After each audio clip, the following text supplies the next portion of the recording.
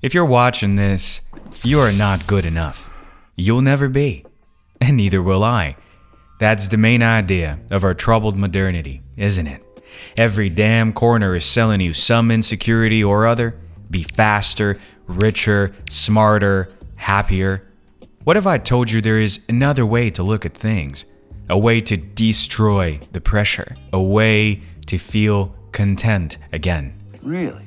Tell me about it. I'll tell you all about it at the end. But now, please let me show you in 4 simple points how modernity is stealing your peace of mind.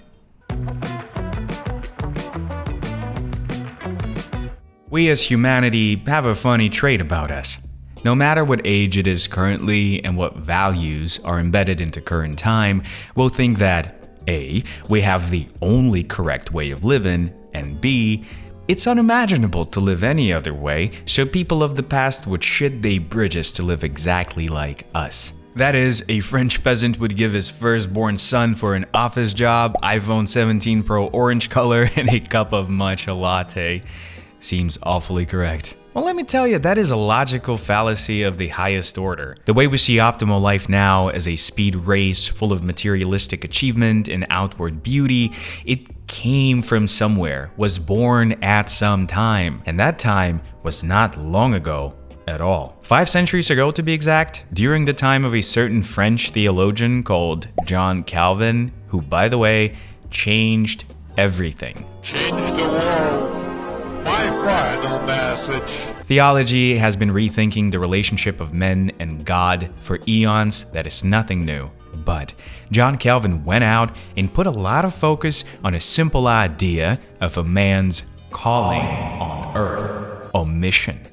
It is through work and achievement of the calling does a man multiply the grace of God on earth. So dig this, if I'm a blacksmith who produces the best tools in town and profits the most, God is smiling upon me extra. Now that seems like nothing special, and you might ask me, why am I even making this history trip?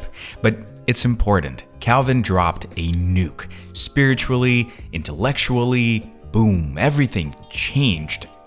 And as a pivotal thinker of his time, he paved the way for the ascension of the hard-working, middle-class, self-made man. In other words, he crafted the backbone of modern, achievement-centered capitalism. The revolutionary linking of divine and professional laid a cultural foundation which allowed capitalism to grow in the first place. It's in the very DNA of the thing. That is all very exciting, but I'd like to return to my beginning words. Calvinist ideas are just ideas that occurred at some time. Excelling at realizing one's potential for the calling is relatively young, and it's not a definitive answer to life, even if the social system enforces it. Just think about it. Are you really entrusting your peace to some French guy from like 5 centuries ago? Maybe I am. Just for the sake of better illustrating an argument, I would like you to imagine modernity and culture of excellence and achievement that we have right now as a machine, and Calvinism as the material out of which it's made. Now, every machine needs an engine. And what would be the engine here? Meritocracy. And oh boy, is the engine broken to smithereens. Cambridge Dictionary defines meritocracy as a social system, society, or organization in which people get success or power because of their abilities, not because of their money or social position. Put simply, under meritocracy, everybody starts at the same line and gets as far as their ability and work can get them. There is not much beating around the bush here. Meritocracy is flawed, even in its idealistic form. One of the intelligent folks at Harvard Magazine defined it as the photo negative of the penal code. Do something positive, get something positive. Okay. It sounds divine, almost like a perfect mechanism that never fails. And personally, I feel like meritocracy meritocracy has this aura of innocence in our collective mind, like it's the best and the most just thing that can happen. And that is where the danger lies. Covered by its own aura of innocence and respect, meritocracy cements the illusion that every fortune is personally deserved, that luck and coincidence play no role in the journey to achievement. On the other side of that coin rests the idea that misfortune of others is strictly the result of laziness and personal corruption, not an unfortunate coincidence or force majeure that are very prevalent in life. This creates a lack of empathy between people. It's like everybody's their own island in an infinite ocean of shame and apathy. It's just sad. Empathy makes us people, makes us strong. Moreover, the notion that meritocracy places everybody at the same starting line is just laughable. But I don't have to tell you about that. For example, what I find appalling as an outsider from the Western world is privatized healthcare. Health is supposed to be obtainable by everybody, and not a single soul should be afraid to get in debt for calling an ambulance. What kind of meritocracy is that? I mean, yeah, make sure you work hard and fast and always be motivated. And also, please don't forget to be born in a Trump family. Right, so if Calvinism is the material and meritocracy is the engine of the machine, then what is the fuel that lets it run its course? Well, why not ideology? It is my belief that ages and people are alike. Each comes with its own blessing and struggle, and each ends one beautiful day. The 20th century, for example, bred revolutionaries because of its oppressive and controlling nature. Out of the brutalist disciplinarian stone, the revolutionaries carved out the marvelous statue of the 21st century. The epoch concluded. But little did they know that the oppression of the state would be surpassed and challenged by the oppression of achievement. According to the most captivating work of a Berlin-based philosopher, Byung-Chul Han, the two centuries differ in their core ideologies. For the 20th century, it's all about the negative motivation of should oppression. Ask not what your country can do for you. Ask what you can do for your country. But for our achievement-centered times, it's all about the positivity of can. If I can, well, then I most certainly should do the most, and I must excel at it, right? It's funny, but mediocrity in a modern sense is also the absence of many tasks running at the same time. Basically, if you are not busy, then why are you wasting your life? Multitasking becomes a desired skill here, an attribute of a higher lifestyle, something godly rather than a thing to avoid. However, multitasking, as Byung-Chul Han points out, is an inherently animalistic, primitive mode of life. When an animal eats, it must be constantly aware of background noises, movements, etc.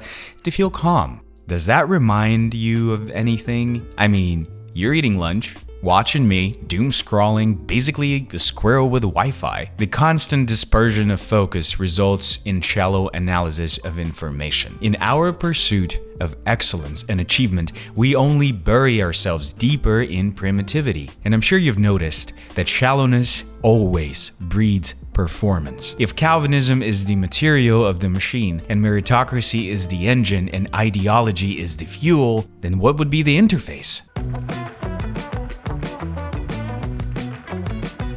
When an individual plays a part, he implicitly requests his observers to take seriously the impression that is fostered before them. It is a beginning quote in the work of Erving Goffman's The Presentation of Self in Everyday Life. His most arresting idea is simple. Every social interaction is like a little theater. Front stage, the curated show where we display ourselves in the desired light and the desired setting. Backstage, where we leave the conversation, drop the act, decompress, and, go home. Mask on, mask off. You have endured incredible agony. The work was written in the 50s, long before humanity has become so connected that for some reason, my paycheck depends on Donald Trump's posts on X. And not just connected, but visible through the power of social media with its parade of supermodels and 16-year-old self-made San Francisco millionaires looking at you, shaming you because your front, well, is insufficient. The epidemic of performative coders, performative males, performative readers, hobbyists, movie watchers, the epidemic of perfect people doing perfect little things for show is on a rampage right now. Why? Well, maybe because the backstage is collapsing into a 24/7 visible front. There's just no place to go away from the spot of visibility. It is my fear that very soon we will see the birth of the performative human with no backstage whatsoever. Such a ever-connected empty shell, the eternal actor, the slave to perfection, wobbling around to show others how inferior they are. It might sound ominous, but in fact, it's very cringy. I mean, just look at these performative coders posts right here. I can't. I swear, people just don't do things anymore. They just play pretend for the algo. So if Calvinism is the material, and meritocracy is the engine, and ideology is the fuel, and the performative life is the interface, well, then we have one final question. Who does the machine fear? I'd like to introduce you to our special friend. It's been with us for ages, but some guys at the top had told us to hate it, and without much thought we did. This charming fella is called mediocrity. Let me tell you a little bit more about it. Mediocrity is organic. It breathes and lives with us. It's so human, in fact, that it makes me feel amazed at the fervor with which we try to cleanse it away. Mediocre is what 90% of people are 90% of their day, and it's beautiful, and mediocrity hate has to stop. Mediocrity gives us space without pressure. In this space, we can grow and smile without whipping ourselves for the smallest of failures. Some people think that mediocrity is like a diagnosis, like leprosy or something, that with it nothing great can be made. But that's an illusion, because mediocrity is not an obstacle, but a platform for truly great deeds. Before learning how to fly, people have to be mid and happy. So right now I want to tell you something. Maybe you are mid, but you're definitely good enough and beautiful. Breathe a little. Let the pressure go. Take those tight ideas off and look at the sky. Dostoevsky once wrote in The Brothers Karamazov, "Look around you. The clear sky, the pure air, the tender grass, the birds. Nature is beautiful and sinless, and only we are foolish, and we don't understand that life is heaven. For we have only to understand that, and it will at once be fulfilled in all its beauty. We shall embrace each other and weep." For anyone watching, know that nobody needs you to be perfect 7-digit salary megastar. You may not be special, but you are way, way better. Thanks for watching. Leave a like and sub. I'm Mars Loves Web, and I'm gonna see you in the next one.